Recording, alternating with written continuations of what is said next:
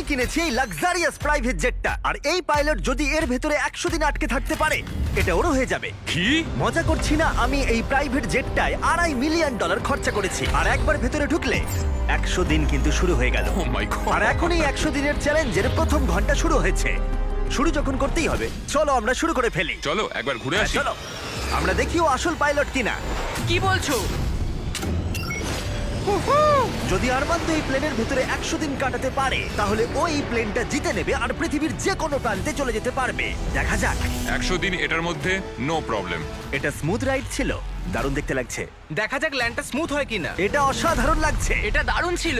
তোমার 100 দিনের চ্যালেঞ্জের প্রথম 2 ঘন্টা পেরিয়ে গেছে, কিন্তু যদি তোমার শরীরের কোনো অংশ এই প্লেনের বাইরে টাচ করে তাহলে এই ভিডিওটা শেষ হয়ে যাবে আর তুমি এই প্লেনটা হারাবে। মাটি ছোঁয়া যাবে না। Good luck. দেখা হচ্ছে তাহলে। তাহলে দেখা যাক আরমান্দো এই প্রাইভেট জেটটা জিততে পারে কিনা। এবার আমি কি করব? এটা হচ্ছে আমার অফিস আর এটা হচ্ছে আমার ডাইনিং রুম। এবার আপনাদের ঘুরিয়ে দেখাই। এটা হলো বেডরুম, এখানেই আমি পরবর্তী 3 মাসের জন্য ঘুমোবো। এখানে রান্নাঘর তো নেই, কিন্তু একটা মাইক্রোওয়েভ আছে আর একটা পেটি আছে, ক্যান মিটে ভর্তি। এখানে চান করার জায়গাও নেই। এটাই সবচেয়ে চ্যালেঞ্জিং। ও কিন্তু ভুল বলছে না, কারণ এটা একটা বিশ্বমানের প্রাইভেট জেট। এটা কিন্তু বসবাসের জন্য তৈরি হয়নি, তাই আগামী 100 দিনের জন্য এই চ্যালেঞ্জটা আরো কঠিন হবে। দেয়ালগুলো ভেঙে আসছে।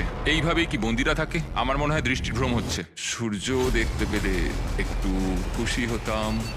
আমি আমার ফ্যামিলিকে মিস করছি। আমরা আকাশ থেকে নিচে নামছি। আমি আর থাকতে পারছি না। আজকে প্রথম রাত, আমার বিছানা এখানে নেই, তাই আমি এই চেয়ারটাকে ব্যবহার করব। এটা এখন থেকে আমার নিজের একটা প্রাইভেট জেট। আজকে দ্বিতীয় দিন। আপনাদের হয়তো মনে হচ্ছে আমি খুব আরামে আছি, কিন্তু সত্যি কথা বলতে আমার খুব একটা আরাম হচ্ছে না। আজকে দ্বিতীয় দিন, আর এটা আমাদের পার্সোনাল ইউজের জন্য ব্যবহার করার থেকে আর ভালো কি হতে পারে।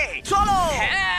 আমি আর ছেলেরা ভাবছিলাম তুমি আমাদের নিউ ইয়ারকে একটা হকি গেম দেখতে নিয়ে যাবে। চলো যাওয়া যাক। তুমি যেতে পারো ভাই, আমরা তোমাকে টিকিট দেবো। এটা কোনো ট্রিক নয় তো?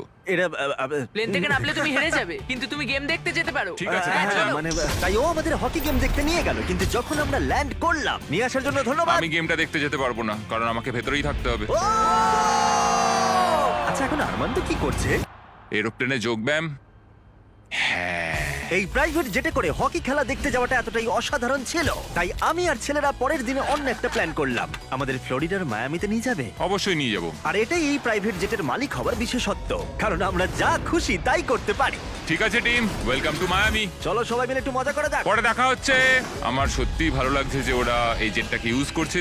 আরো ভালো লাগতো যদি আমি আমার স্ত্রী আর মেয়ের সাথে কথা বলতে পারতাম। আমাকে আরো 96 দিন এখানে থাকতে হবে।